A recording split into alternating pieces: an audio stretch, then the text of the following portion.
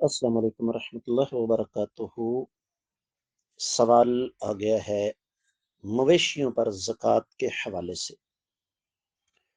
اس سلسلے میں سنن ترمذی میں حدیث مبارکہ موجود ہے۔ سیدنا عبداللہ بن مسعود رضی اللہ تعالیٰ عنہ فرماتے ہیں کہ جب گائیاں 30 ہو جائیں تو 1 سال کا بچھڑا یا بچھڑی جو دوسرے سال میں داخل ہو چکا ہو، اور اگر یہ تعداد 40 ہو چکی ہے تو 2 سال کا بچھڑا یا بچھڑی جو تیسرے سال میں داخل ہو چکا ہو، اور ان پر 60 تک پھر یہی شرع رہے گی۔ جب یہ تعداد 60 ہو جائے تو سنن ترمذی ہی کی حدیث مبارکہ کے مطابق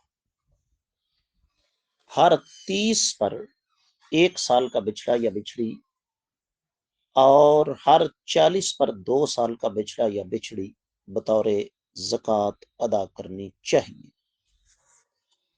لیکن یاد رہے کہ اس کے لیے ایک شرط ہے کہ یہ جانور 6 مہینے سے زائد عرصہ قدرتی وسائل پر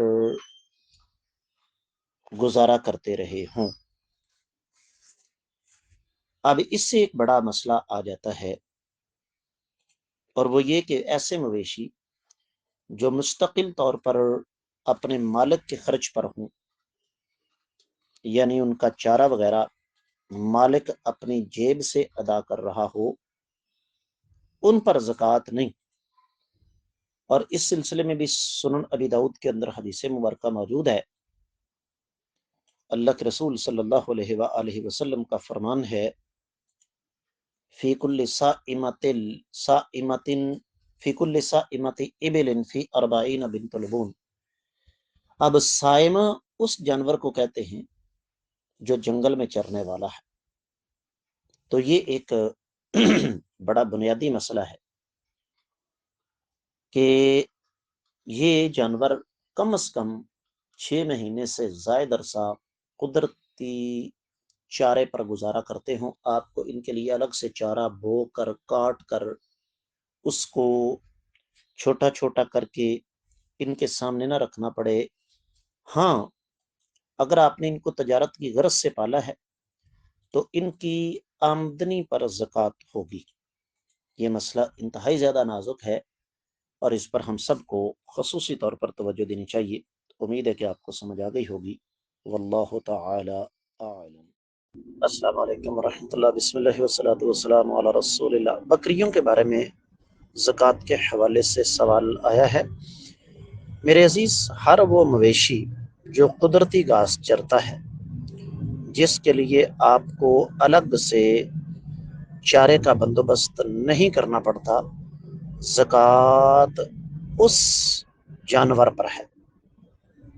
آپ نے بکریاں پالی ہوئی ہیں، ان کے لیے آپ باقاعدہ طور پر چارہ اگاتے ہیں یا خریدتے ہیں، پھر اسی طریقے سے آپ ان کے لیے ونڈا وغیرہ اس کا بندوبست کرتے ہیں، تو ایسے جانوروں پر زکوٰۃ نہیں۔ زکوٰۃ ان بکریوں پر ہے جو آپ چراگاہ میں چراتے ہیں، قدرتی گھاس وغیرہ کھا کر وہ پل رہی ہیں۔ امید ہے کہ انشاءاللہ آپ کو سمجھ آ گئی ہوگی۔ واللہ تعالی اعلم۔ السلام علیکم ورحمۃ اللہ وبرکاتہ۔ بسم اللہ والصلاۃ والسلام علی رسول اللہ۔ سوال آ گیا جی پی فنڈ جو کہ حکومت کاٹتی ہے، کیا اس پر زکوٰۃ فرض ہے؟ میرے عزیز، وہ آپ کے ہاتھ میں نہیں ہے۔ زکوٰۃ کے اصولوں میں سے ایک یہ بھی ذہن میں رکھیے کہ آپ صرف اس چیز کی زکوٰۃ دینے کے پابند ہیں جو آپ کے اپنے ہاتھ میں ہے۔ جو چیز آپ کے ہاتھ میں نہیں، یقینی طور پر آپ اس کی زکوٰۃ دینے کے پابند نہیں۔ امید ہے کہ آپ کو سمجھ آ گئی ہو۔ السلام علیکم ورحمۃ اللہ۔ بسم اللہ والصلاۃ والسلام علی رسول اللہ۔ عروض تجارت پر زکوٰۃ کا حکم، اس بارے میں علماء کرام کا اختلاف ہے۔ زیادہ تر علماء کہتے ہیں جی اموال تجارت پر زکوٰۃ ہے، لیکن یہ بات سمجھ سے بالاتر ہے۔ مثال کے طور پر آپ کا سوال ہے کہ موبائل فون کی دکان پر جو موبائل پڑے ہوئے ہیں کیا ان کی مالیت پر زکوٰۃ ہے؟ میرے عزیز سوال یہ ہے، کیا وہ سارے کے سارے فار سیل ہیں؟ ہاں جی فار سیل ہیں۔ کیا ان سب کے بک جانے کا امکان ہے؟ نہیں جی، اس میں 2 2 سال بھی پڑے رہتے ہیں، 3 3 سال بھی پڑے رہتے ہیں۔ ایسا بھی ہو سکتا ہے وہ سرے سے بکے ہی نہ۔ تو جو چیز بکے گی نہیں،